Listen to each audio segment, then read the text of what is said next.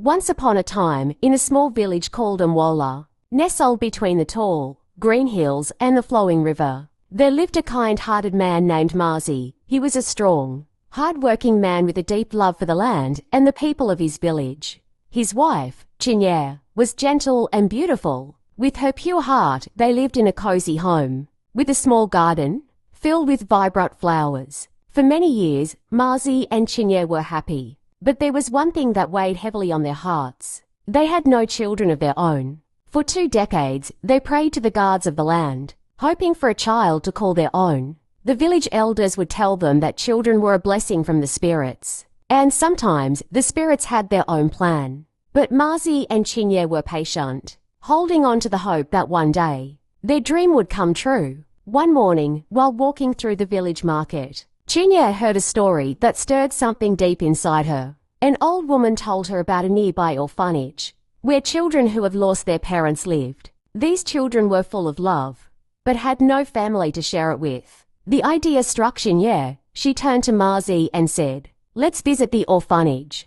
Maybe there is a child there who needs a home, and we can finally share the love we have." Marzi, although uncertain at first, agreed. They travelled to the orphanage, and there, they met a little girl named Blessing. She had the most enchanting smile. Her eyes twinkled like stars, and her laughter was as light as the wind. Blessing was no ordinary child. She had been through so much loss, but still, she had a heart full of hope. When Marzi and Chinyere saw her, they knew instantly that she was the one. They took her home, and for the first time in years, their home was filled with the sound of laughter and joy. Years passed, and Blessing grew into a lovely young girl. She was smart, kind, and always ready to help her parents. Marzi and Chinyere were happy to have her, and for a while, they treated her like their own. But deep down, something had changed. One day, Chinyere was sitting by the river, staring at the water, when she felt a strange feeling in her heart. She realized that, despite all the love they had for Blessing, there was a part of her that wanted a child of her own. It was not an easy feeling to admit, but it was there, like a tiny seed growing inside her. Around the same time, Marzi and Chinyere were blessed with a child of their own. They named her Adamma, which means beautiful daughter. When Adamma was born, everything changed. Marzi and Chinyere's attention turned entirely to their new daughter, and Blessing, who had once been their sunshine,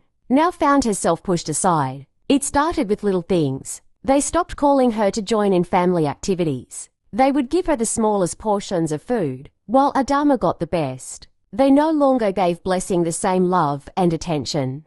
Instead, they treated her like a servant, giving her endless chores to do. While Adamma played and laughed with all attention and care in the world, Blessing was confused. She loved her family, but they had become different. She did all the work with a heavy heart, but no matter how hard she tried, she could never do enough to please them. One fateful evening, after being scolded for something she didn't even do, Blessing could take no more. She packed a small bundle of clothes and slipped out of the house under the cover of darkness. She ran out of their home until the lights of her home were far behind her. Blessing began to wander from village to village, finding only the cold embrace of the world's harshness. She was hungry, tired, and scared. But in the darkness of the night, she remembered the words of the wise old woman at the orphanage. No matter how dark the night, the sun will always rise again. Blessing found shelter with kind-hearted strangers along the way. Some gave her food, others gave her a place to rest.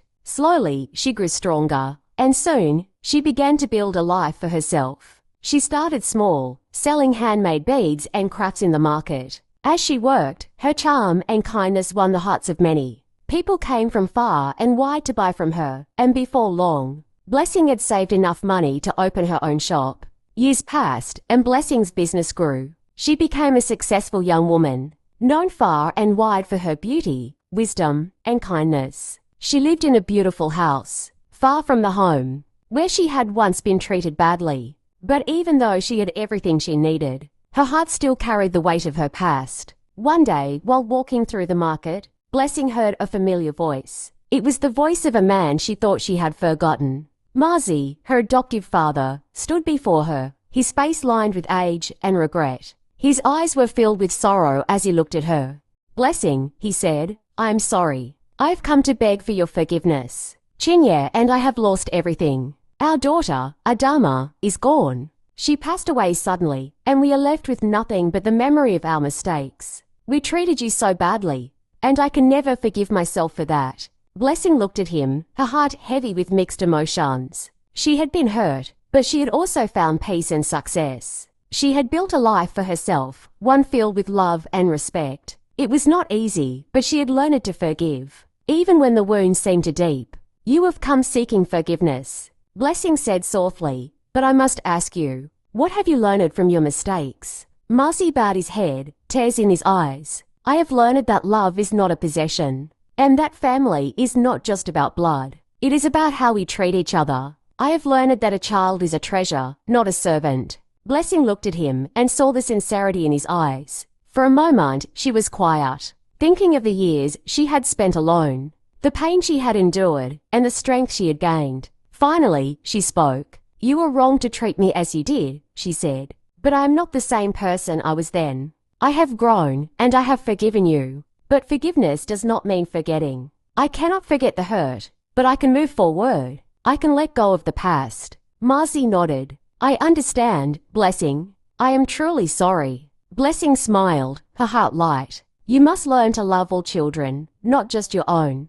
The world is full of children who need love and care. If you open your hearts again, you may find the joy you lost. With that, Marcy and Chinya left, humbled by the wisdom of the daughter they had once mistreated. As they walked away, they realized that the pain of losing Adamma was nothing compared to the lesson they had learned. They had learned that true love was not about possession, but about giving and sharing. From that day forward, Marcy and Chinya worked to make amends. They helped children in need, and slowly they began to open their hearts once more. And Blessing, now a successful businesswoman and a beacon of kindness, continued to live her life with grace, never forgetting her past, but never letting it define her. The village of Umuola prospered, and the story of Blessing, Marcy, and Chinya was told for generations. It was a story of love, forgiveness, and the importance of treating others with kindness, no matter their background. And so the sun rose again, as it always does, bringing new hope and new beginnings.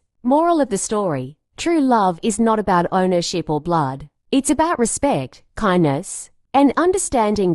Thank you for watching. Kindly like and comment.